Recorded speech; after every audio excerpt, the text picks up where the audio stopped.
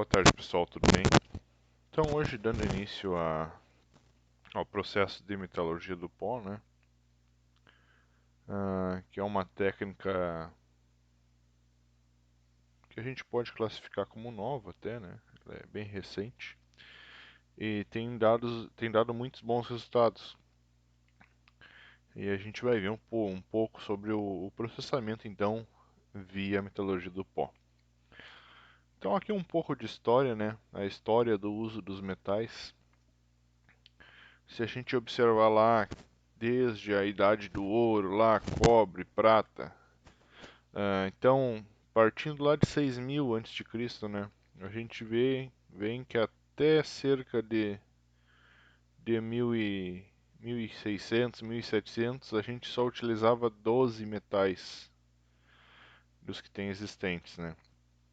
Então, o homem ele só tinha conhecimento para o processamento desses 12 metais. Então, ele tinha ouro, cobre, prata, chumbo, estanho, ferro, mercúrio. Depois de 1600 foram descobertos mais 24 metais. Então aí o homem passou a ter um domínio um pouco maior, né? Praticamente dobrou a quantidade de metais que ele conseguia manipular. E hoje aí com a metalurgia do pó, a gente pode processar até cerca de 1925 composições entre metais puros e suas ligas. Então, mas o que é essa metalurgia do pó? Então, a metalurgia do pó ele é um processo de conformação metálica. Então, ela parte de pós metálicos e vai executar esse processo aí de conformação. E possui um vasto campo de aplicações. A gente pode, por exemplo, fabricar peças para componentes automotivos. A gente vai ver depois no gráfico de um automóvel, né, o que a gente usa de metalurgia do pó nele. Pode fabricar eletrodomésticos, ferramentas de corte, ferramentas elétricas. Os brackets para aparelhos dentários são uma das aplicações dessa metalurgia do pó, entre outros. A gente vai ver um pouco mais detalhado, então, a, a utilização dessa metalurgia do pó.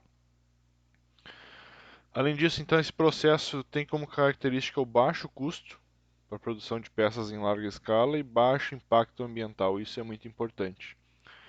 Hoje em dia a gente vê pressões cada vez maiores, né, em torno de redução dos impactos ambientais nos mais diversos processos. A gente comentou, inclusive, lá no processo de obtenção do alumínio, né, que tinha o processo Bayer, que era um processo complicado na ótica ambiental, né, que ele tinha uma série de situações poluidoras. Cada vez mais, então, tenta-se baixar esse impacto ambiental aí. Então, a metalurgia do pó, quando comparado com esses outros processos, é um dos processos que tem um menor impacto ambiental, porque ela exige um consumo menor de energia na transformação da matéria-prima e ainda possibilita também um alto aproveitamento da matéria-prima. Então, ela possui ainda como característica a obtenção, na maioria dos casos, de peças com tolerâncias finais necessárias para aplicação direta no produto do cliente. Então, nos outros processos a gente via que, fora raros casos, a maioria dos processos a gente tinha que executar alguma etapa de acabamento ou algum desbaste para adequar, né, a peça para a necessidade dela. Aqui na metalurgia do pó, na maioria dos casos, isso não é necessário. A peça já sai do processo exatamente como ela deve ser. E isso acaba reduzindo em muito, né, os custos dentro da cadeia produtiva. Então aqui, por que a gente deve escolher a metalurgia do pó como processo? A forma de processamento é muito próxima da forma final já. Então a gente vai ver depois que uma vez que a gente compacta esse pó, ele vai ter algumas características que a gente chama de características a verde. Elas já são muito próximas da peça final. Tolerâncias dimensionais, isso é muito importante. As peças feitas a partir da metalurgia do pó têm tolerâncias muito estreitas, elas são capazes de atender esse tipo de tolerância. Acabamento superficial da peça é outro quesito. Inúmeras das vezes não é necessário nenhum tipo de processo de acabamento, a peça já sai com um ótimo acabamento superficial. Ambientalmente correto, então é um processo que tem um menor impacto ambiental. Capabilidade de processo, então é um processo que entrega o que realmente se espera dele. Então, se a gente for falar em tolerâncias, se a gente espera uma peça lá entre 4,98 milímetros e 5, ele vai entregar essa peça inúmeras vezes, então a gente tem uma confiança muito grande, né, no processo. Redução ou até eliminação de processos de usinagem, então a maioria das peças não precisa de uma usinagem posterior. Redução de peso, então a gente consegue fazer peças mais leves. Flexibilidade de ligas, então a gente pode formular diversos tipos de ligas para aplicação na metalurgia do pó. E otimização, então, do uso de material.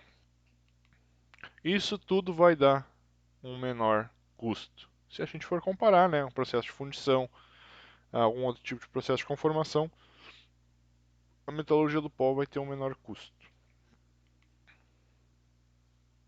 Então, principais vantagens de utilizar a metalurgia do pó. A gente tem um alto aproveitamento de matéria-prima, então normalmente a gente utiliza mais do que 95% da matéria-prima, reduz esse desperdício. Então isso vai se refletir no custo de fabricação, que permite que o produto seja economicamente vantajoso frente ao que a gente tem para outros processos. Processo de baixo impacto ambiental, então não é poluente, exige uma baixa energia de transformação do material. E aqui um exemplo, com uma comparação, né, com outros processos, que ali a gente tem então consumo de energia por quilograma processado em megajoule ali, né? E aproveitamento de matéria-prima. Então a metalurgia do pó, a gente tem um consumo de 29 megajoules por quilograma de processados, com um aproveitamento de matéria-prima de 95% ou mais. Se comparar com a fundição ali, que é o segundo, a gente já tem a fundição com um consumo de energia de entre 30 e 38 megajoules por quilo. Ainda assim, já tem um bom aproveitamento de matéria-prima, que é 90%. Mas se a gente for comparar lá com o processo de usinagem, a gente tem que o consumo de energia ele é muito maior no processo de usinagem. Três vezes a 4 vezes mais. Enquanto que o aproveitamento de matéria-prima também é metade do que a gente consegue na metalurgia do pó. Então a metalurgia do pó se torna uma técnica bem interessante de produção. Então, requisitos do consumidor, então, em função da economia de combustível, redução de emissões, redução de consumo energético. Então, como eu comentei, é unanimidade mundial hoje a necessidade de redução da poluição, né, do meio ambiente. Então, a gente tem diversas forças que vão nos direcionando a utilizar essa metalurgia do pó. Uma, aumento do preço do petróleo. Então, até pouco tempo, esse preço sempre vinha num estado crescente, né? Somente agora, há 2 anos que teve uma redução, então, do preço.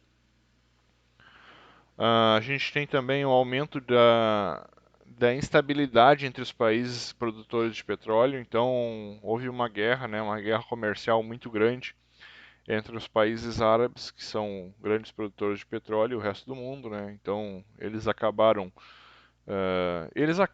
determinando o mercado do petróleo. Então, se eles quiserem produzir bastante, vai reduzir o preço. Se eles resolverem que esse preço está muito baixo, eles simplesmente diminuem a sua produção e acaba aumentando então o preço. E aí isso aí é muito ruim, né? Porque diversos processos, né, dependem desse petróleo e tu nunca tem uma tranquilidade nessa produção.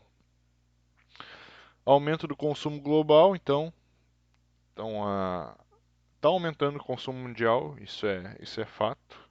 E a gente tem que tentar produzir tudo que a gente tentar produzir seja de forma sustentável, né? Então tem as políticas de energia e emissões tanto americanas quanto europeias, né? Então cada vez mais as políticas são mais restritas. Isso leva então à inutilização ou à inviabilidade de diversos processos. Temos também legislações governamentais, então cada vez mais os países estão aumentando esse cerco, estão aumentando as restrições. O próprio meio ambiente, né, o aquecimento global, né, que é outra pressão também para a gente diminuir a quantidade de emissões. E as preferências do consumidor. Atualmente, a preferência do consumidor ela está mudando bastante, né? Então, hoje em dia, normalmente quando se vai comprar qualquer tipo de produto, tem muitos consumidores que avaliam qual é a pegada ecológica desse produto aí, se ele tem uma utilização de muitos derivados do petróleo, qual é o consumo de energia para produzir esse produto. Então, a preferência do consumidor está se alterando e está preferindo então produtos que tenham menor impacto ambiental. E aí, se a gente for pensar nos sinterizados, que são os produtos da metalurgia do pó, eles contribuem então para essa satisfação do consumidor. A gente viu lá, ele tem um menor consumo de energia em relação aos processos, ele tem um maior aproveitamento de matérias-primas e entrega muito mais resultado do que outros processos, por exemplo. Então, se a gente for pensar no ciclo, então cada produto ele tem um ciclo de vida, né? A gente pensa lá que o produto ele começa com a sua matéria-prima, a gente entra depois no estágio de produção, parte de montagem e uso, que é o que a população realmente utiliza, né, no seu dia a dia, utilizando os produtos. Depois, se esse produto pode ser reciclado ou não. Isso aí, da produção da matéria-prima até o processo de reciclagem, é o período de vida do produto, né? Depois ele entra no final da vida dele. Mais um dado bem interessante, a comparação entre os impactos ambientais causados por aços sinterizados e convencionais. Então aqui é bem legal porque a gente já viu lá no o processo de siderurgia, né? Tudo que ocorre durante o processo, comparamos também a questão de consumo energético, né, entre os processos dentro da siderurgia. E aqui a comparação então de um aço sinterizado, um aço obtido por metalurgia do pó, e um aço convencional. E a influência do impacto ambiental. A gente já na exploração mineral a gente já tem uma influência muito grande ali. O impacto de um sinterizado é 40% em relação a um convencional que é de 100%. Aquecimento global, o aço sinterizado ali está em torno de 70%, enquanto o outro é 100%. Reação fotooxidante 80 e 85 contra 100. Acidificação ali em torno de 25 contra 100. Desbalanceamento de nutrientes. Os sinterizados estão ali em 80%, enquanto que um convencional está em 100%. E a toxicidade do processo para o ser humano, no sinterizado a gente está ali em torno de 25%, quando comparado ao outro, o outro é 100%. Então, em todos os quesitos ambientais, os aços sinterizados eles levam vantagem. Então, comparando a produção da matéria-prima, o ciclo de vida, melhor dizendo, a utilização de energia, o consumo do processo e a influência do impacto ambiental, o processo é o mais ecologicamente correto dentre esses outros. Então, mais alguns motivos para a gente utilizar a metalurgia do pó. As propriedades mecânicas são dimensionadas em função da aplicação. o que vai evitar então desperdício pelo uso de materiais superdimensionados.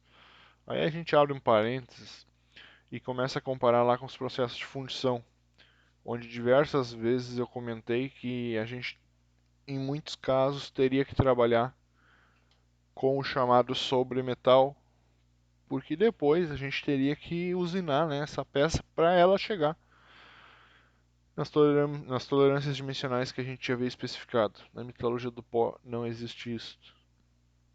Então a gente acaba não trabalhando, não superdimensionando essas peças, porque na maioria dos casos não será necessário processos de usinagem.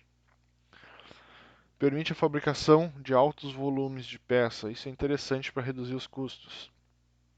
Permite a fabricação de peças com formas complexas. Então, em muitos processos, isso é um limitante, né? A complexidade da forma é um limitante que a maioria das vezes tu vai ter que optar aí por um processo de usinagem para conseguir essa forma mais complexa. Na metalurgia do pó, isso não é um problema. Então, resistência mecânica. Quando a gente compara a resistência mecânica de alguns materiais, a gente vai ver lá os plásticos injetados, que foi nossas últimas aulas agora. Tem uma resistência ali de limite de resistência à tração em torno de 180 megapascal. Aí vamos subir lá para o intermediário, um ferro fundido nodular.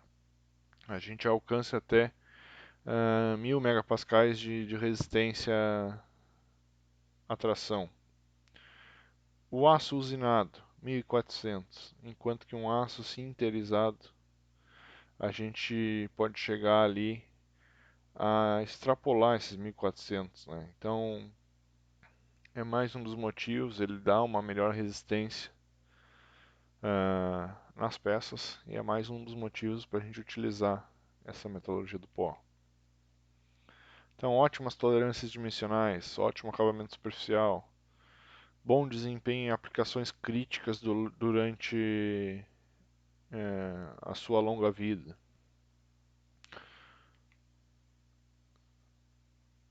Quanto à tolerância geométrica também, ali em função aqui a gente tem um desenho mostrando, um gráfico mostrando entre resistência e tolerância. Então, o aço sinterizado ele possui muito boas tolerâncias e alta resistência, enquanto que alguns outros materiais eles não conseguem aliar esses dois critérios. Mais um motivo, permite as mais variadas combinações de elementos químicos. Então a gente pode formular diversos tipos de liga e em função disso vai permitir também a gente obter diversos tipos de microestruturas. Permite a fabricação de materiais compósitos. O controle de porosidade que a gente pode ter durante a metalurgia do pó vai permitir que a gente faça a fabricação de filtros metálicos, por exemplo, de mancais autolubrificantes impregnados com óleo. Então, essa é uma aplicação bem legal, porque a gente, em um mancal, por exemplo, a gente pode controlar a porosidade desse mancal para, por exemplo, a gente impregnar ele com óleo, deixar o óleo dentro desses poros do mancal e quando da operação da máquina com o aquecimento, esse óleo vai saindo desses poros e vai lubrificando esses mancais. Então isso é bem interessante. Esse controle de porosidade então pode permitir então a fabricação de materiais com densidade de 100%, cujas propriedades mecânicas excedem a dos materiais obtidos por processos convencionais. Então, dificilmente em um processo convencional a gente atinge altas densificações. Em um processo de metalurgia do pó a gente consegue até 100% de densidade. Então, algumas etapas da metalurgia do pó. Primeiro, a gente tem a mistura dos pós, né? Então, a gente tem que ter em mente a microestrutura que a gente quer formar, a composição química desses pós, a rota de fabricação desses pós, o tamanho de partícula, a forma e o nível de empacotamento. Passada a etapa de mistura, a gente vai para o processamento em si. Aí a gente tem diversas formas de compactação, processos de laminação, extrusão, injeção, aspersão desse pó, sinterização, ou até mesmo forjamento desse pó. Uma vez processado, a gente tem a parte dos ensaios, né? Então a gente vai verificar qual é a densidade dessa peça, a ductilidade, se ela é magnética ou não, a resistência mecânica, a condutividade e a microestrutura final, se realmente chegou naquilo que a gente esperava. Então ali tem um fluxograma que mostra melhor isso, né? Então na mistura a gente recebe os elementos de liga, pós-metálicos elementares ou os pós-metálicos ligados, mais os lubrificantes e faz a mistura desses pós. Uma vez misturado, a gente tem que compactar esse pó. Então a gente pode ter uma compactação a quente, pode ter a compactação a morno e a compactação a frio.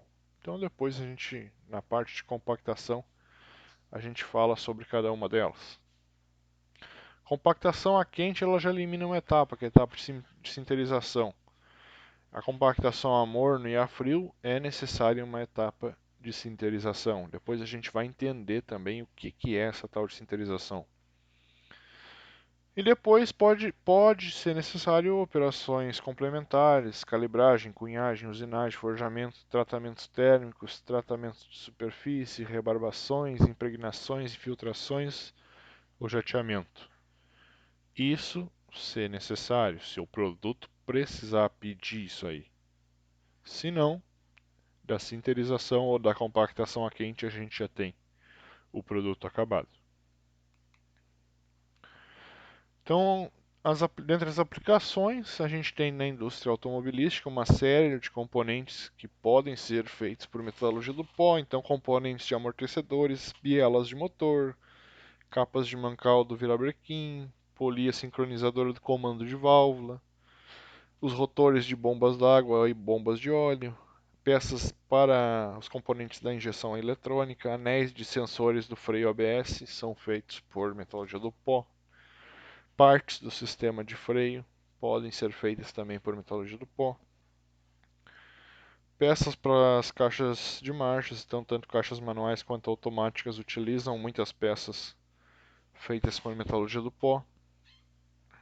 Cubos de polias, motores elétricos, motor de arranque, velas de ignição, filamentos de lâmpadas, assento de válvulas, relés eletrônicos, pastilhas de freios, discos de embreagem. Então, a gente praticamente descreveu quase todo o carro, quase toda a parte mecânica de um carro aqui. Então, a gente pode utilizar em larga escala essas peças obtidas por metalurgia do pó. Então, eu não vou ler isso tudo para vocês. Vocês parem o slide e vejam. Então, tem componentes no motor que a gente vai acabar utilizando, até mesmo na armação do airbag são utilizadas peças por metalurgia do pó. Nos assentos, na suspensão, direção. Então, colar da coluna de direção pode ser feito, diversas engrenagens. O sistema de direção podem ser feitos por metalurgia do pó. Diversas peças dos motores podem ser feitas por metalurgia do pó. A parte de transmissão, os anéis sincronizadores é um bom exemplo. Os sensores do ABS também são feitos por metalurgia do pó. Até mesmo nos limpadores de para-brisa a gente pode ter peças feitas por metalurgia do pó. Então aqui é mais um exemplo então desse mesmo carro, diversas partes que podem ser feitas, que foram feitas por metalurgia do pó. Então, principalmente engrenagens é um grande exemplo, que a gente consegue produzir essas engrenagens evitando processos de usinagem com ótimas tolerâncias dimensionais. Então, em eletrodomésticos, a gente tem principalmente a utilização de buchas autolubrificantes, então, que são utilizados na chamada linha branca, né, na linha de eletrodomésticos. Então, ventiladores, batedeiras, liquidificadores, processadores, centrífugas. Então a gente tem essas buchas que elas contêm dentro da própria bucha esse óleo, né? Está impregnado na bucha e quando que o liquidificador começa a girar, ele começa a liberar esse óleo então para a lubrificação das suas partes mecânicas. Então aqui é uma série de produtos que podem utilizar, que utilizam na realidade atualmente a metalurgia do pó. Temos compressores herméticos, então principalmente na indústria de refrigeração, utiliza muito esses componentes sinterizados, esses componentes para metalurgia do pó. Então lá no compressor, lá, os pistões, bielas, placas de válvula, contrapesos, podem e cada vez mais estão sendo feitos por metalurgia do pó. Então em aparelhos de ar-condicionado, geladeiras, câmaras frigoríficas, a gente começa a ver esses componentes, né, da metalurgia do pó. Ferramentas elétricas e equipamentos para jardinagem. Pois é, pessoal, até nos equipamentos de jardinagem a gente vê essas peças.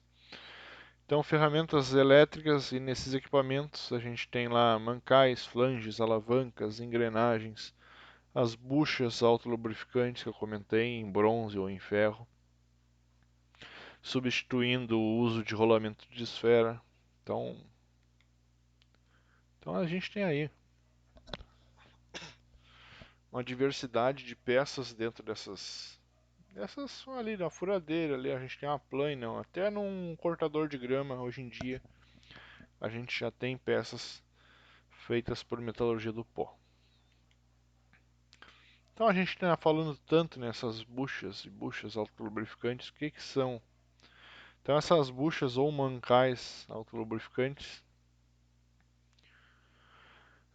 são uma das mais antigas aplicações industriais de peças obtidas por metalurgia do pó. Então a gente utiliza ali, a gente viu nos automóveis, nos eletrodomésticos, em motores elétricos, em ferramentas elétricas. E o grande fator de utilização dessas buchas é a porosidade dessas buchas. Então a gente consegue, como a gente comentou, manipular essa porosidade. Então essas peças sinterizadas com essa porosidade vão atuar como um reservatório de óleo.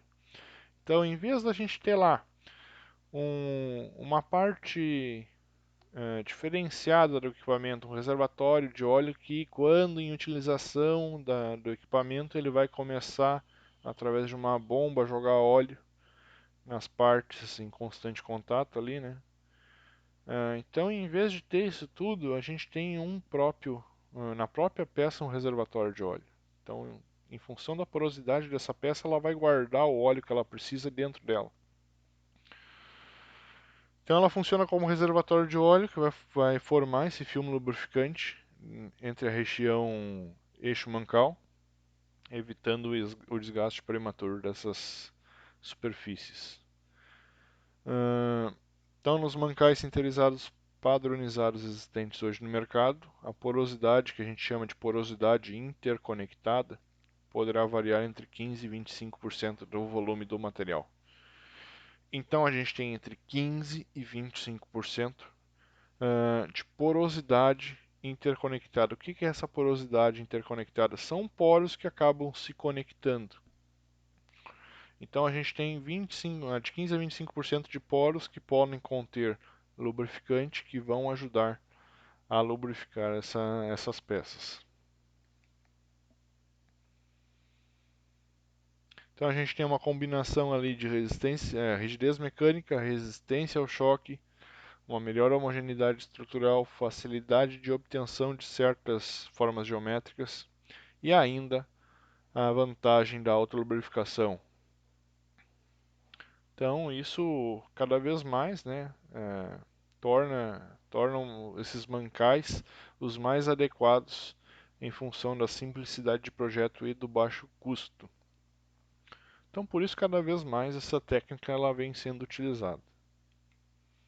Então aí a gente tem alguns exemplos dessas buchas autolubrificantes.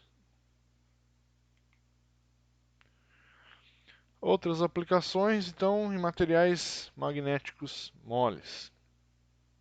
Esses materiais, então, eles podem ser classificados como, obviamente, duros e moles, né? Os materiais magnéticos duros são os ímãs e vão se caracterizar por apresentar essa força magnética permanente, né? Já os moles são os materiais magnéticos que apresentam uma força magnética somente na presença de um campo externo. Então, se houver um campo magnético externo, ela vai apresentar uma força magnética. Então, são usados principalmente na indústria eletroeletrônica, mas a partir daí eles acabaram sendo utilizados também na indústria de automóveis, eletrodomésticos e nas ferramentas elétricas. Então, alguns exemplos dessas aplicações, a gente tem os anéis para sensores dos freios ABS, os solenoides, polos, relés, atuadores, rotores para motores feitos com ímãs e também peças estruturais. Então ali a gente tem ali o exemplo, né, dos sensores para o ABS, né, que são esses materiais magnéticos moles e podem ser feitos então por metalurgia do pó. A gente tem também os compósitos magnéticos moles, ou do inglês Soft Magnetic Composites, ou SMC. São partículas de pó ferromagnético revestidas por um filme isolante elétrico. Então esse material ele vem substituindo e com vantagem os pacotes de chapas que têm motores e atuadores elétricos, porque esses possuem característica de obtenção de forças eletromagnéticas em duas dimensões, e esses materiais compósitos moles, eles possuem forças em três dimensões. Qual é o resultado disso? Motores e atuadores elétricos menores e mais leves com desempenho superior aos motores convencionais. Então, principalmente lá, motor de corrente contínua sem escovas que é utilizado em bicicletas elétricas. Vão ter esses componentes de compósito magnético leve feitos através da metalurgia do pó. Motores de corrente contínua com escovas utilizado em bombas de óleo de freios ABS. Vão utilizar também esses materiais, esses compósitos magnéticos leves. Motores de fluxo transversal vão estar utilizando também. Esses motores ali, eles têm uma elevada densidade de torque, né, o que permite que possa ser utilizado então aplicações de tração direta, eliminando o uso de caixas de redução. Então, é mais uma vantagem da utilização dos materiais da metalurgia do pó. Motores de fluxo transversal, então lá peças que vão compor motores de cadeiras de rodas, rodas com tração direta, componentes SMC dos extratores, componentes ali da montagem dos motores, segmentos do extrator bobinados. Então são todos exemplos que utilizam esses tipos de peça. Então, principalmente esses motores de cadeiras de rodas, eles têm grandes benefícios então do fluxo magnético com a utilização de fluxos magnéticos 3D, né? Resultando em motores mais silenciosos, porque não há escovas nem engrenagens redutoras, e também com maior eficiência, passando de 50% dos motores elétricos para as cadeiras mais antigos para 80% quando utilizadas essas peças da metalurgia do pó. Tem elevada densidade de torque também, da ordem de 12 Nm, com picos que podem chegar então a 90 Nm. Motores de fluxo transversal é um outro bom exemplo também. Eles permitem que um aumento de torque, né? A utilização dessas peças permite um aumento de torque. Tem uma simplicidade de montagem, alta precisão, confiabilidade, baixo consumo de cobre e também a redução do custo total de fabricação. Motores lineares para freezer portátil. Então eles têm uma menor perda de desempenho quanto comparados aos motores antigos, né? Também tem uma redução da quantidade de componentes que são empregados na construção do motor. Que mais? Ah, isso é bem legal. Injetores do sistema de diesel. Então, esses componentes SMC para os motores a diesel, a gente tem uma perda menor por correntes parasitas. Então, um componente feito com esse SMC, por exemplo, ele vai permitir uma atuação da válvula de forma mais rápida, mais precisa e com melhor sensibilidade. Isso também com custo reduzido. Então, esse controle melhor de abertura de válvula, alta sensibilidade, ele acaba também reduzindo, aumentando a eficiência do motor e reduzindo o consumo de combustível. Porque ele passa a injetar o óleo diesel com uma precisão melhor no momento certo, digamos assim. Então hoje em dia já nem se, não se utiliza muito as câmeras fotográficas, mas hum, o novo motor dessas câmeras ali, aquele motorzinho feito com componentes SMC, permite um aumento então de 50% na velocidade de disparo e também uma máquina fotográfica menor. Então hoje em dia a gente vê mais nessas máquinas profissionais, né? Mas graças à metodologia do pó, que a gente conseguiu então uma melhoria na velocidade de disparo da câmera. Então ali também tem servomotores sem escovas e de corrente contínua, onde esses componentes SMC reduzem 2/3 do tamanho do servomotor. E aqui a gente tem alguns estudos de caso. Algumas peças que eram feitas por outros processos e passaram a ser feitas então por metalurgia do pó. Então aqui tem ali no sistema de freio ABS, então. No projeto original a gente tinha um aço 1020, peça fabricada a partir de dois componentes estampados. Então a gente tinha lá um processo de estampagem, montagem com rebites, usinagem e cromatização. Então uma, duas, três, quatro etapas para a gente chegar naquela peça. Agora feitas em material sinterizado. Então aço sinterizado da norma DIN D35. A gente tem um processo de compactação, sinterização, usinagem, rebarbação, ferrox e zincagem. O que a gente viu? Qual foi a diferença? Redução de peso e melhor precisão dimensional, que é importante então na montagem do conjunto. Então, reduziu o peso e melhorou a precisão dimensional dessa peça. Um outro exemplo, numa caixa de transmissão lá, o anel sincronizador. Normalmente era feito lá em latão, processo de forjamento e usinagem, duas operações. Agora é feito em aço sinterizado MPIF FN 020835, que é uma classificação então desses aços, né? O processo envolve a compactação, pré-sinterização, recompactação, sinterização e usinagem. Uma operação de usinagem contra duas que a gente tinha lá antes. E a carbonitratação. Como vantagem, o que a gente teve? Aumento da resistência mecânica desse componente. Então esse é um componente bem crítico, né, numa caixa de marchas. E a gente consegue aumentar a vida útil dele utilizando a metalurgia do pó. Tampa de polia. Tampa da polia do alternador, aquele caso ali. Era feito num 1020. Processo da produção da porca era um processo de usinagem com duas operações, recartilhagem, e do corpo 5 operações de usinagem e montagem da porca por interferência. No sinterizado a gente utiliza um aço sinterizado específico, com etapa de compactação, sinterização, uma etapa de usinagem e uma etapa de ferrox.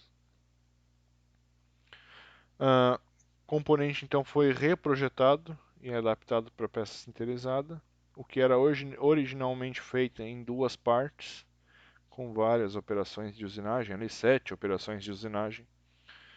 Uh, no sinterizado ele é feito em uma parte única,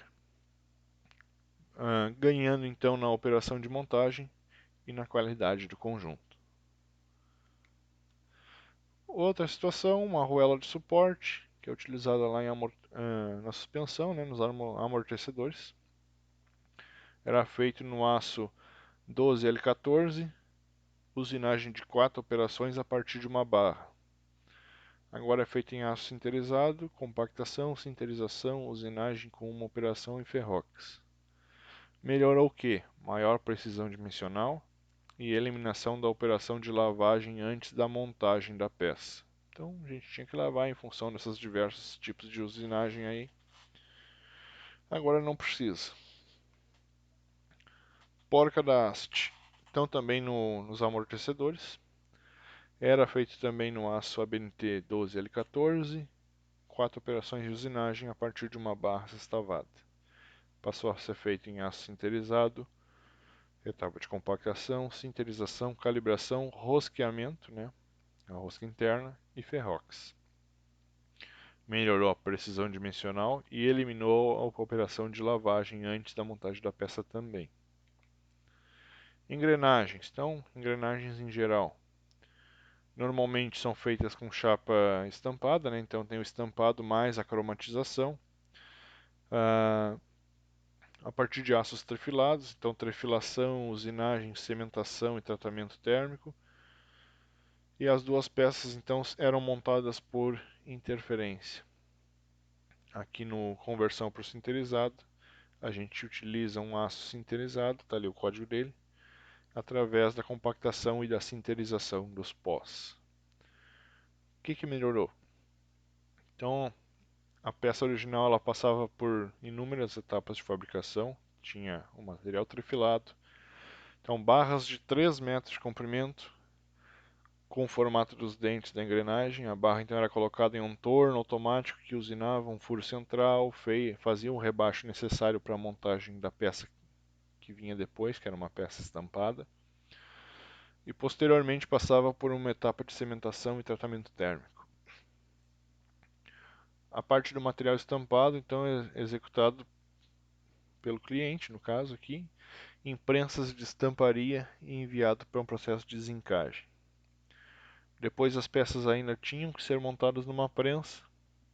O resultado era uma peça com baixa precisão dimensional, que encurtava em muito a vida útil do produto. Essa montagem também muitas vezes apresentava falhas e não suportava o torque exigido para a aplicação. Então a peça sinterizada, em vez de 2 componentes, agora é um monocomponente, com material com 0,5% de carbono, e mesmo sem tratamento térmico, a peça dobrou a vida útil dessa engrenagem quando comparada ao outro processo. Mais um exemplo, pinos guias, também nos câmbios. Então, o projeto original feito em perfis de aços, os aços eram laminados, conformados, usinados e tratados termicamente. Agora, no processo de metalurgia do pó, ele é compactado e sinterizado. Na sinterização, a gente já tem o tratamento térmico simultâneo. Então, durante a sinterização, a gente já faz essa etapa de tratamento térmico. E a gente reduziu, então, 2 etapas de processo. Núcleo magnético de um solenoide de motor de partida. Era feito em aço, conformado a frio e usinado.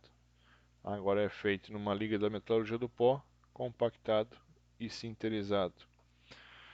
Então o original era feito em 5 partes, 5 etapas, né, melhor dizendo. Corte da barra do aço na forma de uma bolacha, recobrimento com estearato, conformação a frio do cubo, recozimento completo, estampagem dos rasgos, acabamento por usinagem do diâmetro do cubo e do diâmetro central, recozimento final para recristalização da microestrutura e para recuperar as propriedades magnéticas. No sinterizado são só 2 etapas. Blank de rotor, utilizado nas bombas de injeção hidráulica. Então, era feito em aço, torneado, brochado, tratado termicamente, serrado, retificado, 10 canais a gente tinha que fazer serrar 10 canais, retificar eles, e retificação das faces. Agora ele é feito por metalurgia do pó, ele é compactado, sinterizado e durante a sinterização já é tratado termicamente. Por fim, somente faz a etapa de retificação. Então, o fluxo do processo reduzido de 6 etapas para 3, além do fato de todos os rasgos e o entalhado serem gerados simultaneamente na peça durante a compactação. A gente não precisa fazer os furos para gerar esses rasgos e esse entalhe. Então, isso já diminui muito, principalmente essas etapas de usinagem. Flanges. Então, ali é um flange de uma serra de mármore. Esse flange era feito em aço, torneado, furado, rosqueado e galvanizado. Agora ele é feito no sinterizado, que é compactado, sinterizado e ferro oxidado. Então também foi outra peça que foi totalmente mudada, resultando na eliminação do rosqueado central e dos furos satélites, e mudando então o a fixação, né, desse conjunto. Resultou então numa forte redução de custos. Um outro exemplo, o borrifador de óleo. Então, utilizado lá em motores a diesel para refrigeração dos pistões. Era feito em aço, corpo fabricado num perfil cortado, usinado e furado. Agora ele é feito por metalurgia do pó, o corpo é moldado, sinterizado e ferro oxidado. Nisso se eliminou 3 operações de usinagem e as demais operações, então montagem do tubo e brasagem, foram mantidas. Capas de mancal. Então a capa de mancal do eixo de comando do motor diesel era feita em ferro fundido, usinado, cortado, furado, colocado as buchas de localização. Agora ele passou a ser feito então num aço sinterizado, compactado, sinterizado e dividido então por fratura.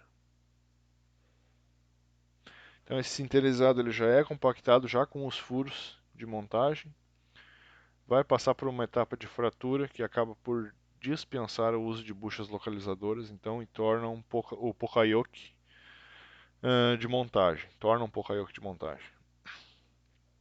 E essa peça, só para ter uma noção, ganhou o prêmio de design num concurso de metalurgia do pó em 2006.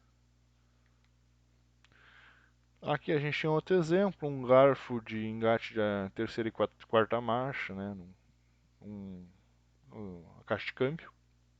Era feito num ferro fundido lá. Também tinha diversas etapas, era usinado, tratado termicamente e tinha um polímero injetado nas sapatas. Agora ele é feito num aço sinterizado, que é compactado, sinterizado, calibrado, usinado, tratado termicamente e tem o polímero montado nas sapatas. Reduziu o custo em função da eliminação de etapas de usinagem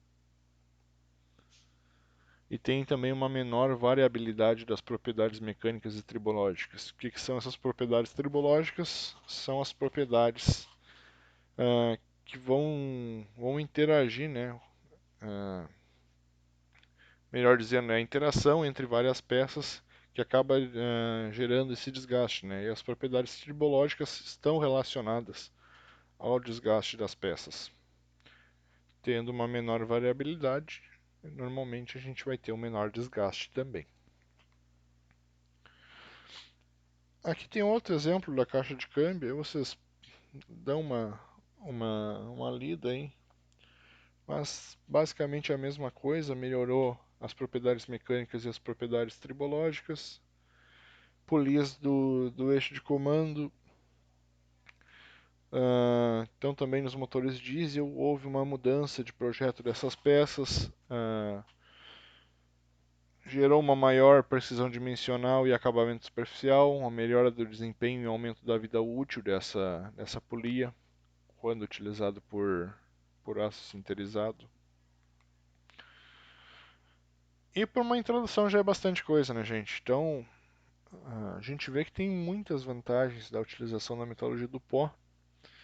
Inúmeras, a maioria das peças teve um aumento da vida útil delas em função da troca do projeto, né? Da utilização da metalurgia do pó. Algumas a gente eliminou diversas etapas de usinagem. Outras a gente vê que até tem mais etapas, né, para a produção da peça, mas mesmo assim ainda reduz o custo de produção. O custo de produção ele se dá muito nas etapas de usinagem, porque ela tem um gasto energético muito alto, como a gente viu, e acaba também que é uma forma de desperdício de material, né? Tu acaba não utilizando aquele material ali. Então a utilização da metalurgia do pó ela está surgindo como uma ferramenta para a gente melhorar a eficiência dessas peças e diminuir também os custos. Então, na próxima aula, a gente vai entrar em cada uma dessas etapas, etapa de mistura, compactação e sinterização, para entender um pouco melhor o que acontece em cada uma delas e por que então que essas peças assim têm um desempenho tão fenomenal. Então, pessoal, obrigado quem assistiu o vídeo, prestou atenção aí.